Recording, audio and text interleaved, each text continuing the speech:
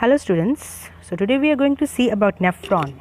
आज ਆਪਾਂ nephron ਦੇ ਬਾਰੇ ਦੇਖਾਂਗੇ, ਇਹਦਾ ਸਟਰਕਚਰ ਕਿੱਦਾਂ ਦਾ ਹੁੰਦਾ ਹੈ ਐਂਡ ਯੂਰਿਨ ਫਾਰਮੇਸ਼ਨ ਦੇ ਵਿੱਚ ਕਿੱਦਾਂ ਹੈਲਪਫੁਲ ਹੈ ਉਹਦੇ ਬਾਰੇ ਆਪਾਂ ਅੱਜ ਡਿਟੇਲ ਵਿੱਚ ਦੇਖਾਂਗੇ।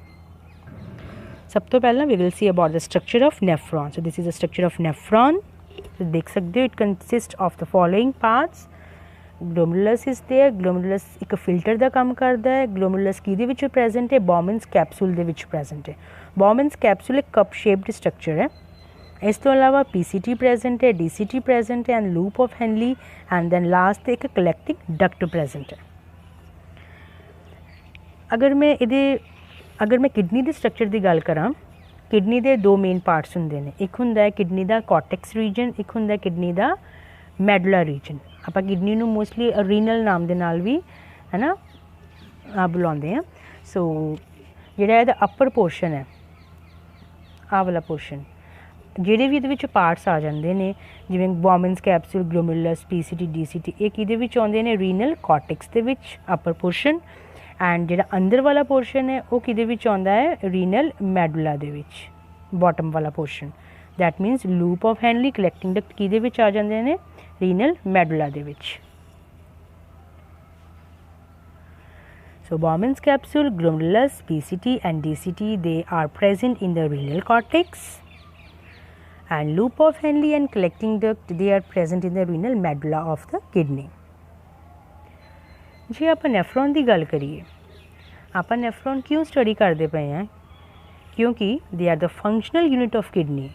ਕਿਡਨੀ ਦੀਆਂ ਫੰਕਸ਼ਨਲ ਯੂਨਿਟਸ ਨੇ ਨੈਫਰੋਨ। ਆਪਾਂ ਦੇਖ ਸਕਦੇ ਕਿੰਨਾ ਕੰਪਲੈਕਸ ਸਟਰਕਚਰ ਹੈ ਨੈਫਰੋਨ ਦਾ। ਸੋ ਆਪਣੇ ਮਾਈਂਡ 'ਚ ਆਊਗਾ ਕਿ ਇੰਨਾ ਕੰਪਲੈਕਸ ਸਟਰਕਚਰ ਹੈ, ਸੋ ਮੇ ਬੀ 1 ਜਾਂ 2 ਨੈਫਰੋਨਸ ਪ੍ਰੈਜ਼ੈਂਟ ਹੋਣਗੇ ਹਰ ਕਿਡਨੀ ਦੇ ਵਿੱਚ, but it is not like that. You can say there are approximately 1 million of nephrons present in each of your kidney. So ਕਿੰਨੇ ਸਾਰੇ ਨੈਫਰੋਨਸ ਪ੍ਰੈਜ਼ੈਂਟ ਨੇ, ਕਿਉਂਕਿ ਇਹਨਾਂ ਦਾ ਕੰਮ ਹੀ ਬਹੁਤ ਇੰਪੋਰਟੈਂਟ ਹੈ। ਦੇ ਪਲੇ ਵੈਰੀ ਇੰਪੋਰਟੈਂਟ ਰੋਲ, ਇਸ ਕਰਕੇ ਇੰਨੇ ਸਾਰੇ ਨੈਫਰੋਨਸ ਪ੍ਰੈਜ਼ੈਂਟ ਨੇ ਆਪਣੀ ਕਿਡਨੀਜ਼ ਦੇ ਵਿੱਚ। ਸੋ ਨੈਫਰੋਨ ਕਿੱਥੇ ਪ੍ਰੈਜ਼ੈਂਟ ਹੁੰਦਾ ਹੈ? ਕਿਡਨੀ ਦੇ ਵਿੱਚ। ਤੁਸੀਂ ਦੇਖ ਸਕਦੇ ਹੋ ਰੀਨਲ ਪਿਰਾਮਿਡਸ ਨੇ ਜਿਨ੍ਹਾਂ ਦੇ ਵਿੱਚ ਆਪਣਾ ਨੈਫਰੋਨ ਪ੍ਰੈਜ਼ੈਂਟ ਹੁੰਦਾ ਹੈ। ਸੋ ਬਹੁਤ ਸਾਰੇ ਨੈਫਰੋਨਸ ਨੇ। ਸੋ ਆਪਾਂ ਇੱਕ ਨੈਫਰੋਨ ਨੂੰ ਦੇਖਾਂਗੇ, ਇਹਦੇ ਕਿੰਨੇ ਸਾਰੇ ਪਾਰਟਸ ਨੇ, ਕਾਫੀ ਕੰਪਲੈਕਸ ਸਟਰਕਚਰ ਹੈ। ਸੋ ਨੈਫਰੋਨ ਦਾ ਕੰਮ ਕੀ ਹੈ? ਯੂਰਿਨ ਦੀ ਫਾਰਮੇਸ਼ਨ ਦੇ ਵਿੱਚ ਇਹ ਹੈਲਪਫੁਲ ਹੈ। So urine is formed by 3 processes in the nephron. First one is filtration, second one is reabsorption and third one is secretion. ਸਭ ਤੋਂ ਪਹਿਲਾਂ ਆਪਾਂ ਗਲੋਮਰੂਲਰ ਫਿਲਟਰੇਸ਼ਨ ਬਾਰੇ ਦੇਖਾਂਗੇ। ਗਲੋਮਰੁਲਸ ਜਿਹੜਾ ਹੈ ਉਹ ਬੌਮਨਸ ਕੈਪਸੂਲ ਦੇ ਵਿੱਚ ਪ੍ਰੈਜ਼ੈਂਟ ਹੈ, ਫਿਲਟਰ ਦਾ ਕੰਮ ਕਰਦਾ। ਕੀ ਫਿਲਟਰ ਕਰਦਾ ਹੈ? ਇਹ ਜਿਹੜੇ ਵਾਟਰ ਐਂਡ ਸਰਟਨ ਸਬਸਟੈਂਸਿਸ ਪ੍ਰੈਜ਼ੈਂਟ ਹੁੰਦੇ ਨੇ ਬਲੱਡ ਦੇ ਪਲਾਸਮਾ ਦੇ ਵਿੱਚ, ਐਂਡ ਇਸ ਕਰਕੇ ਇੱਕ ਹਾਈ ਬਲੱਡ ਪ੍ਰੈਸ਼ਰ ਕ੍ਰੀਏਟ ਹੋ ਜਾਂਦਾ ਜੋ ਕਿ ਫੋਰਸ ਕਰਦਾ ਹੈ ਪਲਾਸਮਾ ਲਾਈਕ ਫਲੂਇਡ ਨੂੰ ਬਲੱਡ ਦੇ ਵਿੱਚੋਂ ਬੌਮਨਸ ਕੈਪਸੂਲ ਵੱਲ ਐਂਡ ਦੈਨ ਇਨਟੂ ਦ ਟਿਊਬਿਊਲਸ ਜਿਹੜੇ ਇਹਦੇ ਕੋਲ ਨੇ। ਜਿਹੜਾ ਆ ਫਿਲਟਰੇਟ ਹੈ ਫਲੂਇਡ ਹੈ, ਇਹਦੇ ਵਿੱਚ ਬਹੁਤ ਸਾਰੇ ਪੋਜ਼ੀਟਿਵ ਐਂਡ ਨੈਗੇਟਿਵ ਆਇਨਸ ਅਤੇ ਐਲੀਮੈਂਟਸ ਪ੍ਰੈਜ਼ੈਂਟ ਹੁੰਦੇ ਨੇ।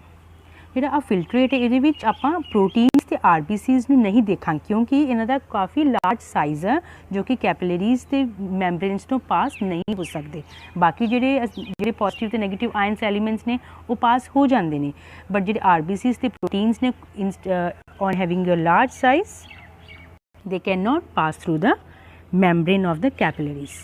Next step is reabsorption. Reabsorption ਦੇ ਵਿੱਚ ਕੀ ਹੁੰਦਾ ਹੈ? In tubular reabsorption, substances are transported out of the tubule. Tubules ਤੋਂ ਬਾਹਰ substances transport ਹੁੰਦੇ ਨੇ back into the blood of the peritubular capillaries ਦੇ ਵਿੱਚ। Reabsorption takes place in proximal tubule, loop of Henle and distal tubule. But ਸਭ ਤੋਂ ਜ਼ਿਆਦਾ ਜਿਹੜਾ ਮੇਜਰ ਪਾਰਟ ਹੈ reabsorption ਦਾ ਉਹ ਕਿੱਥੇ ਹੁੰਦਾ ਹੈ? proximal tubule ਦੇ ਵਿੱਚ। About 15% of the water is reabsorbed back into the blood stream, ਕਿਉਂਕਿ ਜਿਹੜਾ 15% ਵਾਟਰ ਹੈ ਉਹ ਵਾਪਸ ਬਲੱਡ ਦੇ ਵਿੱਚ ਰੀਅਬਜ਼ਰਬਡ ਹੋ ਜਾਂਦਾ ਹੈ। ਇਸ ਤੋਂ ਇਲਾਵਾ ਆਪਾਂ ਦੇਖਾਂਗੇ this process is regulated by 2 hormones. Basically these are vasopressin and aldosterone. So ਇਹ ਜਿਹੜੇ ਹਾਰਮੋਨਸ ਨੇ ਇਹ ਇਸ ਪ੍ਰੋਸੈਸ ਨੂੰ ਰੈਗੂਲੇਟ ਕਰਦੇ ਨੇ। In tubular secretion, which is the third step, substances move from plasma and peritubular capillaries back into the filtrate in the renal tubule. So ਜਿਹੜੇ substances ਨੇ ਉਹ ਹੈ ਨਾ ਪਲਾਸਮਾ ਪਲਾਜ਼ਮਾ ਦੇ ਵਿੱਚੋਂ ਐਂਡ ਪੈਰੀਟਿਊਬਲਰ ਕੈਪਿਲਰੀਜ਼ ਦੇ ਵਿੱਚੋਂ ਵਾਪਸ ਜਾਂਦੇ ਨੇ ਫਿਲਟਰੇਟ ਦੇ ਵਿੱਚ ਇਨ ਦ ਰੀਨਲ ਟਿਊਬਿਊਲਸ।